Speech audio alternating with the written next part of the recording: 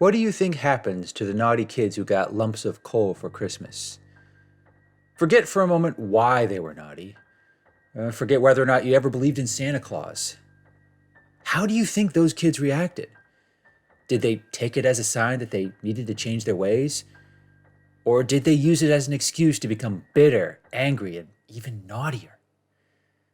I promise you, these are relevant questions. There's also a reason why I'm sharing my story around the holiday season. But the message matters just as much regardless of the date on the calendar. No matter how you feel about Christmas, naughty children do tend to become terrible adults. But there are times when a naughty child simply needs a little perspective, a little nudge in the right direction to get them back on the nice side of things. But I warn you, that nudge tends to be a lot more jarring than a lack of presents on Christmas morning. How do I know this? Well, that's a complicated question to answer, especially to those who don't believe in Santa Claus or just resent the holidays in general. But I still encourage those people to listen to my story, because this affects you more than most. And, like it or not, it may already have. As for my name, who I am, and where I came from, well, I can't share that, and for good reason. But those details don't really matter. What's relevant here is I have experience being on the nice list and the naughty list. For the first 8 years of my life, being on the nice list was easy. I grew up in a nice, affluent neighborhood. My father was a successful executive at a major company, and my mother only worked part-time at a garden store. So she was always there with me and my siblings whenever we got home from school. It was all just so ideal. We wanted for nothing, and my childhood home could probably qualify as a mansion by most standards. And on Christmas, my family really went all out, decorating the house, putting up a 9-foot Christmas tree, and having these elaborate holiday parties. I guess you could say I was spoiled, but I was never a brat or anything like that. I was a good kid for the most part, so I almost always got whatever I put on my Christmas list. But then, when I was 9 years old, everything changed. It actually started early in the spring. One day, my dad came home from work looking like someone had sucked his soul clean out of his chest. Remember that company he worked for? Well, turns out the CEO and a bunch of other executives had been embezzling money and lying to the IRS about the company's assets. I still don't know all the details, but I do know my father was not involved. He just had a hard time convincing everyone around him of that, including lawyers, judges, and my own mother. And it's that last part that really changed the course of our lives, because in the weeks and months that followed, my family just completely tore itself apart. It was bad enough that my father lost his job and the generous salary that came with it. But my mother, she didn't believe him when he said he had nothing to do with the crimes of his company. This led to fights, a lot of fights, and some did get physical. I know because I witnessed some of them. It was not a good thing for any kid to see. But even though I didn't understand what was happening, I couldn't avoid the aftermath. My mother just flat out walked out on us before Thanksgiving that year.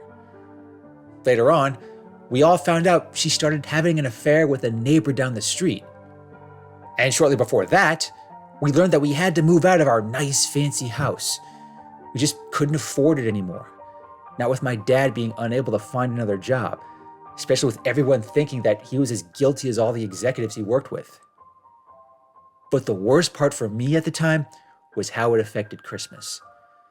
Because that year, we didn't decorate the house. We didn't get a big fancy tree. My dad actually ended up using this small fake tree from a neighbor. Half the lights weren't working and it looked like a truck had ran over it, but that was all we got. I still remember putting together a Christmas list that year. I still hoped against all hope that Santa would do something to make this terrible situation better, but he didn't. That year, nobody in my family got any presents. At the time, my dad said Santa couldn't make it. He even joked that Santa must have put him on the naughty list along with all the executives from his company. He'd been drunk when he said that, but I think part of him believed it. And in the years that followed, Christmas became the most miserable time of the year. My parents were now divorced. Half the time I lived with my dad in a cheap, undersized apartment, and the other half I lived with my mother and whatever asshole she happened to be dating at the time. It was not pleasant, and I reacted to it in some not so healthy ways. I just became an embittered little shit, lashing out at anyone and anything that crossed my path. I also became the problem child of the family, constantly getting into trouble at school, picking fights for the stupidest reasons, and doing everyone to make everyone around me as miserable as I was. And around the holidays, I was so much worse. I was the one in school telling everyone that Christmas is dumb, Santa isn't real, and the spirit of the season is all just a big lie. I can't tell you how many kids I made cry with those remarks, how many Christmas spirits I broke. I basically put myself on the naughty list at the start of every year, and I made no effort to change that. But if I'm being totally honest, a part of me really missed how Christmas used to be. Beyond the presents, beyond the nice house and happy family, I just miss really enjoying that time of year. Of course, I never admitted this. I would never admit to anyone how I cried myself to sleep every Christmas Eve. But that's the cold, hard truth. And to this day, I think it's that feeling, that deep personal longing that he noticed. Who is he, you might ask? If you've been paying attention, then you already know. But for the record, he is not entirely what you think he is. I know this because I found out firsthand on one fateful Christmas Eve. I had just turned 16. I had yet another miserable year, and I was staying with my dad, mostly because I hated my mother's new boyfriend. So I wasn't expecting anything good on Christmas morning. I knew my dad would be hungover, as he often was this time of year, and things were so bad for him that we couldn't even have a Christmas tree, let alone any presents. I just wanted to go to sleep and wake up sometime after New Year's. But as I lay on my dirty, undersized bed that night, I distinctly remember looking up at the ceiling and saying these words. To hell with Christmas, and to hell with you, Santa Claus. I soon fell asleep. I remember it being extra cold and windy outside. I was still shivering under 2 layers of blankets. I felt as low as anyone could be on Christmas Eve. But then, later that night, I was awoken by something. At first I thought it was just the howling wind outside, but then I felt like someone was watching me, like someone was in the room. I was prepared to just roll over and go back to sleep. That's when I realized I couldn't move. It wasn't because I was paralyzed or half asleep. I literally couldn't move because something had strapped me to my bed. At that moment, I felt wide awake. I looked down and I felt my legs, arms, torso, and head wrapped in these... Hell, I still don't know what they were. I think they might have been some sort of fancy ribbon, albeit the kind you couldn't easily tear. I started panicking. I'm tempted to yell for help, hoping my father wasn't totally passed out from his drinking. But this voice, this distant, booming voice, silenced me on the spot. Do not try to move. Do not try to escape. You and I, we need to have a little talk. I managed to turn my head just enough to see him, this big, imposing figure sitting across the room in this bulky red chair. It's so dark. It's like the shadows are covering him in a cloak.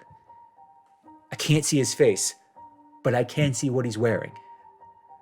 The red coat, the black boots, the white gloves, the red hat. Yeah, that outfit is unmistakable. You know who it is, even from a distance and in the dark of night. I blinked several times, thinking this has to be a dream. But it's no use. I don't wake up. I just gaze at this figure across the room, his face still hidden by the shadows. But I can feel his eyes on me. You were once so nice, but you've become naughty. Very, very naughty.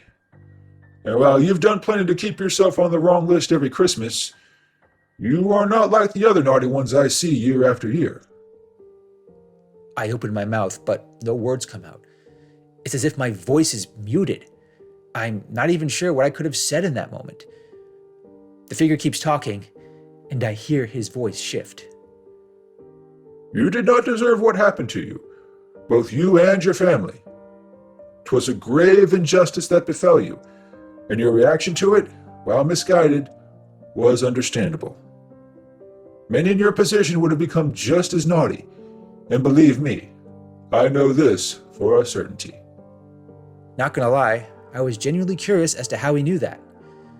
The implications were disturbing, and they still are. But even with that in mind, I listened on. I see in you a chance to be on the nice list once more. You may even appreciate what that means more than most. And therein lies an opportunity for yourself and for the spirit of Christmas. He gets up from that big chair of his. I swear the entire room got colder. He starts walking towards me. I feel the ground shake with every step he takes. I still can't see his face through the darkness, but I can feel the power of his presence. On this night, I am giving you a choice. Be nice again. Be good for goodness sake. It will not undo the injustices you've endured, but it will lay a foundation for better days, as well as better Christmas mornings. He made it seem so simple, as though I hadn't been told that same thing by counselors, therapists, and people I'd pissed off over the years. And in hindsight, it was. There was nothing stopping me from making this choice. I could have made it years earlier even. But this is where things take a much stranger twist. That alone should be enough. But for one such as you, perhaps I can offer more than presents. For you see, making my list, checking it twice, sometimes that's not enough. Sometimes there are those who are so naughty, so misguided to the true meaning of Christmas, that a mere lack of presents is not enough. For them, I need helpers, a very special kind of helper. Through the darkness, I see him grin. I feel another wave of cold wash over me. I'm curious, but still very scared. He then reaches into his coat and pulls out this large gray envelope. It looks old, too old to be so intact. And on it, I see this address. The letters and numbers glow as though they're on fire, as if to burn that information into my brain. As I take this in, his grin widens even more. I know you've encountered those naughty people. You may very well encounter more. As such, I'll need you to make a list of those people. A very thorough list. Be sure to check it twice, and on the first day of December, mail it to this address. After that, well, leave that to me. You need only focus on being nice. He keeps holding the envelope in front of me. I keep watching the letters and numbers burn brighter. I'm still wondering if this is real. I also find myself seriously considering this offer. I think back to all the awful people who screwed my father over, who screwed my family over, who never gave a second thought to making Christmas mean something. It angers me, it saddens me, it leaves me at a loss. Because, real or not, this is a turning point. This is a clear message that I can either keep hating the world around me and all the holidays within it, or I could choose another path. As I'm contemplating this, the figure drops the envelope so that it lands right on my chest. I look at it, and then I look back at him. He's not grinning anymore, but I still feel his eyes on me. And then, that bitter cold I'm feeling, it suddenly changes into a growing heat. But you could also choose to continue being naughty, to continue being bitter, angry, and resentful of the Christmas holiday. 'Tis entirely up to you. I will not attempt to sway you any further. Just know this. Those who make such a choice, those with great perspective but misguided spirit, There are consequences to consider. Ho ho ho. As he laughs, he steps back into the shadows, disappearing from sight. But the heat keeps building. Soon, I feel it burning. I look down at my chest where the envelope landed. The letters and numbers, they're now on fire. I start panicking and struggling against my restraints, but it's no use. The fire starts spreading, and I start thrashing about. That's when I realize something else about my bed. The small, dirty mattress I'd been lying on, it had somehow turned to a bed of coals. It's like an oversized barbecue, and I'm the meat. I struggle harder. I feel the flame, smell the smoke, and see everything around me consumed in fire. All the while, he keeps laughing. Ho ho ho! Time to choose, lad. And Merry Christmas. I get more and more desperate. I close my eyes, thinking I'm about to burn to death before I can choose anything. But then, everything goes black. The smoke, the fire, and the heat, it all disappears. I open my eyes and I'm back in my bed. It's still late at night. I'm covered in a cold sweat. I look around my room and I see nothing. I check my bed and it's just like I left it. Now, at this point, it would be tempting to just write everything off as a vivid dream. But in my gut, I know this was something so much more. And on that cold Christmas morning, I made my choice. I even remember smiling just like the figure did. The next day, I start to see that choice through. I wake my dad up, I make him a little Christmas breakfast, and I do anything and everything I can to make this Christmas better than the last. Needless to say, my father was quite taken aback, but in a good way. He welcomed my sudden change in mood and demeanor. But making things right with my dad and my family, that was just the start. In the years that followed, I made a genuine effort to make amends. I started doing better in school. I reconnected and reconciled with my mother.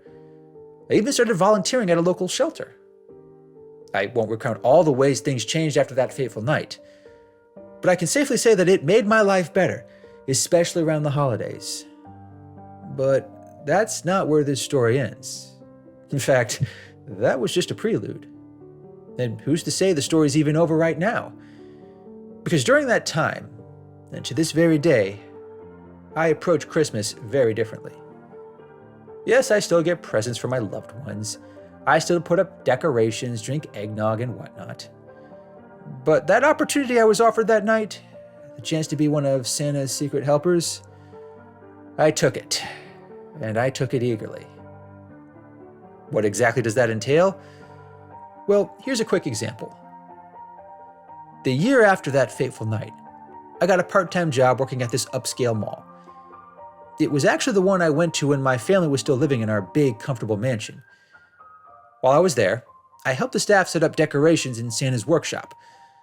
And in the process, I encountered plenty of nice kids and parents, as well as a few very naughty types. And I recognized a few in particular. Remember those executives who screwed my father over? They were still living in the area, and they were still spoiling their kids rotten, beyond the point of making them naughty. I made sure to put their names on a list. I also made sure to list the names of any kids and parents who went out of their way to be extra naughty. And yeah, I checked it twice. I had to before sending it off to that address I remember so vividly from that night. Because what happened to them after I mailed that list? What happens to all those who catch the eye of Santa's secret helpers? Well, let's just say, there are far worse things to receive on Christmas morning than lumps of coal.